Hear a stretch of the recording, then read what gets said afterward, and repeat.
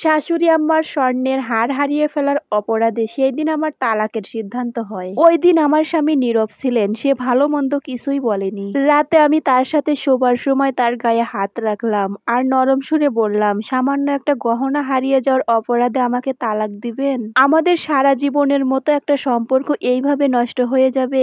তিনি কোনো কথার জবাব দিলেন না। তিনি পাশ ফিরে শুয়ে রইলেন, কোনো জবাব দিলেন না। বুকে কত শত পাথর চাপা দিয়ে চুপচাপ আমিও শুয়ে রইলাম। কত শত স্বপ্ন নিয়ে একটা মেয়ে নতুন জীবনে পা রাখে, নতুন বাড়ি, নতুন মানুষ, তার সাথে নতুন পরিবেশ। এইসব নিয়ে একটা মেয়ের কত কত প্রত্যাশা থাকে, সবকিছু যেন এক নিমিষেই শেষ হয়ে গেল। ঘটনার শুরু কাল রাত থেকে। কাজ কাম সেরে আমি শোয়ার জন্য আয়োজন করছিলাম, তখন হঠাৎই শাশুড়ি মা আমার ঘরে এলেন আর আমাকে নরম গলায় বললেন, এই বাড়িতে থাকতে তোমার কোনো অসুবিধা হচ্ছে না তো? তখন আমি মাথা দুলালাম আর বললাম, না মা, এখানে কোনো সমস্যা হচ্ছে না, আমি বেশ ভালো আছি। তখন তিনি আমার মাথায় হাত বুলিয়ে দিলেন আর গলায় একটা হার পরিয়ে দিলেন আর তার সাথে বললেন, এই হারটা আমার বাবা আমাকে দিয়েছিলেন, এটা একদম খাঁটি সোনা, আজকাল এর দেখা তুমি কোথাও পাবে না। সত্যি হারটা অনেক সুন্দর ছিল, যদিও ডিজাইনটা অনেক পুরাতন ছিল, তারপরে হারখানা দেখতে অনেক সুন্দর। যেহেতু হারটা গলায় পড়া ছিল তাই হারের ওজনটা অনুভব করতে পারছিলাম, কম করে হলেও 4 ভরি সোনার হার হবে।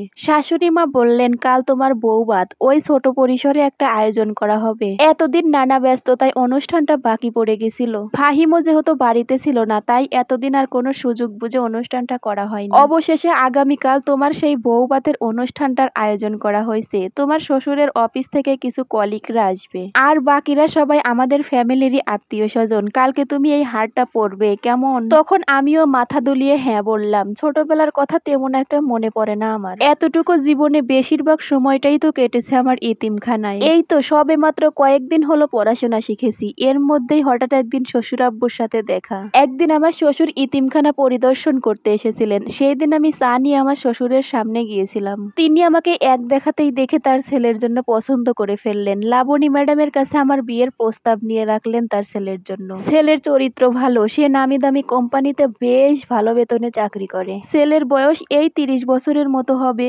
ভাগ্যে থাকলে সে সরকারি চাকরি পেয়েও বসতে পারে। লাবণী ম্যাডাম তড়িঘড়ি করে গুরুত্বপূর্ণ মিটিং ডাকলেন। এতিমখানার সব গুরুত্বপূর্ণ পদের অফিসাররা তো আমার ভাগ্যের প্রশংসা করতে লাগলেন। এমন কপাল কয়জনের হয়, বাবা মা থাকার পরেও এমন সম্বন্ধ সবার কাছে সোনার হরিণ পাওয়ার মতো। এমন একটা ছেলে তো গাদা গাদা টাকা দিয়ে ঘটক ধরিয়েও জোগাড় করতে পারে না। সেইখানে মাইশার ভাগ্য দেখো, সৌভাগ্য যেন নিজে পায়ে হেঁটে তার কাছে এসে করা নাড়ছে। সুরভি ম্যাডাম বললেন, এত তাড়াহুড়ো করার কিছুই নেই, ভালো করে ছেলে সম্বন্ধে খোঁজ খবর নিতে হবে। এত বড় লোকের আদরের ছেলের সাথে ইতিম মেয়ের বিয়ের প্রস্তাব রাখলেন, এটা কেন জানি রহস্য মনে হচ্ছে। হতে পারে ছেলেটা কোনো কারণে বিগড়ে গেছে, যার কারণে তো তড়িঘড়ি করে বিয়ে দিচ্ছে। ম্যাডাম শুধুমাত্র এই কথাগুলো বলেই ক্ষান্ত হলেন না, নিজ দায়িত্ব নিয়ে সবকিছু সম্পর্কে জানাশোনা করলেন। রুহানের বন্ধু থেকে শুরু করে পাড়া প্রতিবেশী, আত্মীয় স্বজন, কারোর কাছ থেকেই খোঁজ রাখা বাদ রাখেনি। এত সব খোঁজ খবর নেওয়া দেখে এতিমখানার ম্যানেজার সাহেব তো বলেই বসলেন, মাইশা মনে হচ্ছে সুরভি ম্যাডামের নিজের মেয়ে, যার কারণেই তো এত খোঁজ খবর নিচ্ছে।